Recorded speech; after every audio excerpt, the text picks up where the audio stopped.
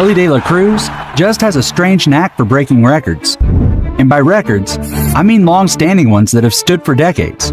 Records that most sports fans have forgotten about. However, the shortstop, who currently plays for the Cincinnati Reds, wasn't even considered a top talent. But today, he has his eyes set on becoming one of the greatest baseball players in history. When he signed with the Reds, De La Cruz said, "This is an opportunity that I've earned. My goal is everywhere that I go, I want people to know how good I am. That's all I have in my mind. Every league that I go to, I want to be the best player that the team has." With a batting average of .264 this season and a .242 over his career, De La Cruz is proving his many doubters wrong. In his first 98 career appearances, he achieved at least 91 hits, 13 home runs, 44 RBIs, and 35 stolen bases. Incredible numbers for someone who wasn't exactly considered a top prospect when he signed. In fact, when he signed in 2018, the front office wasn't expecting him to show this much potential.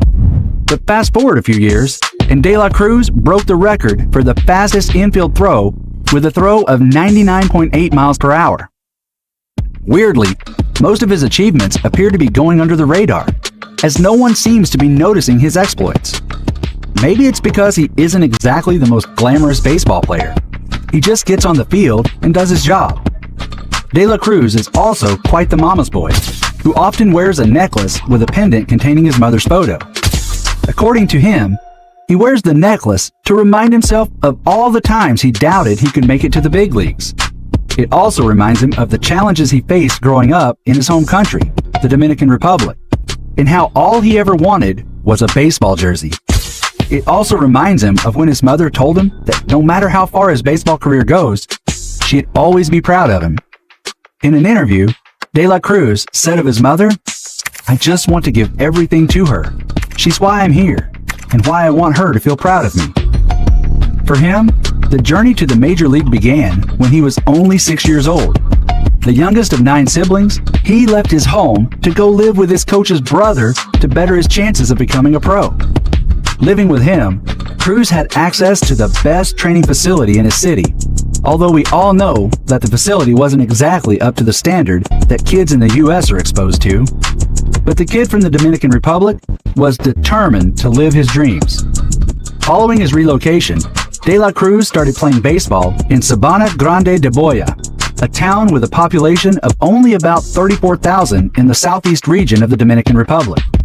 The town didn't have an organized little league that helped shape young kids into professional prospects, but De La Cruz showed his promise, hitting tennis balls and rubber balls as a childhood hobby. When he turned 10, his coach recommended that he move to the capital city, Santo Domingo, so he could stand a chance at being recognized nationally in the Dominican Republic.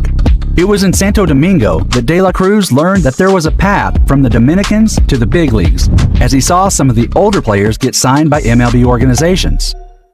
Although watching others get signed to Major League Baseball inspired him, De La Cruz considered quitting baseball several times before this period. He was competing against kids who had rich parents and could afford nicer equipment, giving them a better chance of being noticed by scouts. But more than his inferior equipment, De La Cruz just wasn't good enough to get attention from scouts, and turning pro seemed impossible. Yeah, the same person who was currently smashing records couldn't get the attention of any scouts. "Nobody really noticed me," De La Cruz said. "Scouts didn't really like me. In the academy, I wasn't making the cuts during tryouts, and that's why I wanted to go back home." In 2018, he was eligible to sign, but the offers weren't exactly pouring in because, at the time, he didn't look like a special talent. But fortunately for him, as the window was closing, he got an invitation to work out in front of scouts in Santo Domingo. However, since De La Cruz wasn't good enough, he got paired with another shortstop to make him look good. Recounting the experience, he said, "I was at the program where I practiced in the Dominican, and a scout from the Reds came out to see the other shortstop that was there. They saw me because I was playing too. The next day, they came back and said, 'We want to sign you,'" he added. While De La Cruz was trying to pin a contract, the Cincinnati Reds were serving a punishment. In the 2018 international signing period, the Reds were one of the 8 teams that couldn't spend more than $300,000 on a single player. They were serving the penalty for exceeding their cap 2 years prior. So, even though they had the largest bonus pool that season, most of the biggest names were off limits because they were serving their penalty. This meant the Reds had to settle for players like De La Cruz, who were not exactly the top picks. On July 2nd, 2018, De La Cruz signed with the Cincinnati Reds as an international free agent, receiving a $65,000 signing bonus. His signing wasn't such a big deal. The Cincinnati Reds were his only option, and they didn't expect much from him. After signing for the Reds, since he wasn't in the organization's immediate plans, De La Cruz made his professional debut in 2019 with the Dominican Summer League Reds at the age of 17, hitting .285, .351, .382, with 1 home run and 3 steals in 43 games, playing primarily as a shortstop. At the end of the season, he wasn't even on the fringe of the Reds' top 30 prospect list. But today, standing at an intimidating 6 feet 5 inches tall, De La Cruz is one of the tallest shortstops in MLB history. But his height in no way limits him. He is currently one of the fastest ball players in the game. Somehow, the shortstop's career took a major shift for the better after the COVID-19 break, when he survived a major scare. In that period, the Reds cut ties with 48 minor leaguers, but De La Cruz survived, even though the Reds weren't exactly paying so much attention to him. After he survived the major shakeup, he took it upon himself to develop himself. And when he finally had the chance at the Reds post-draft camp in July 2021, the organization met with a different beast.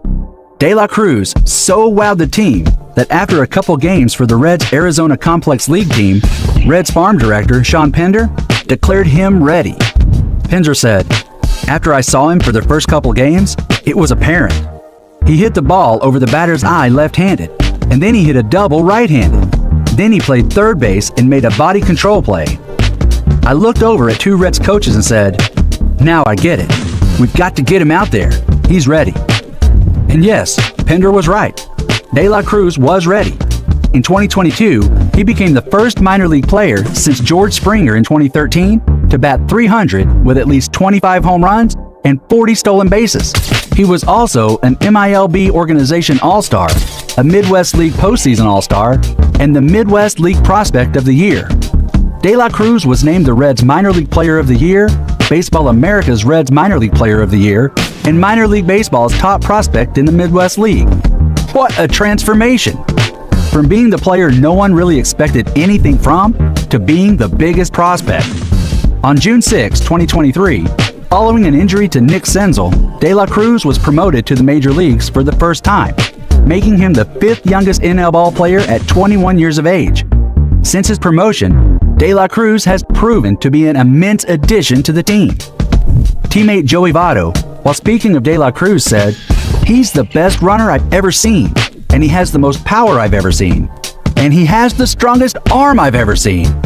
Joey definitely knows more about his teammate than us, and for him to come out and speak so highly of him, it's a clear sign that De La Cruz is making his mark even amongst his teammates. Speaking of making his mark, in a game against the Atlanta Braves on June 23, he hit for the cycle to become the youngest player to do so since Cesar Cedeno in 1972. On July 8, 2023, he became the first Cincinnati Reds ballplayer to steal second, third, and home in the same inning since Greasy Neal in 1919. Think about how crazy that is. In his first season in the major league, he broke a record that had stood for more than 100 years. But that wasn't the only 100-year-old record he broke in his debut season. That season, he became the second player since 1900 to have at least 5 home runs and 10 steals in the first 20 games of the season. According to Sean Pender, everything is athletic for Ellie. When he fields a ground ball, when he throws, when he runs, when he gets going at full speed, the length of his stride is a joy to watch. It's the same way with the swing. It's fluid with great extension. He just stands out. He's just fun to watch and be around, Reds manager Dave Bell said during spring training in 2023. He makes the team better by his personality and the way he plays the game. He does a lot of things on the field that are very special. What a transformation! From being the player no one really expected anything from, to being the biggest prospect. The scary truth about Elly De La Cruz that no one is talking about is his potential. If he continues on this trajectory, he could redefine what it means to be a baseball player in the modern era. His combination of speed, power, and agility is unparalleled, making him a potential game changer and a future Hall of Famer.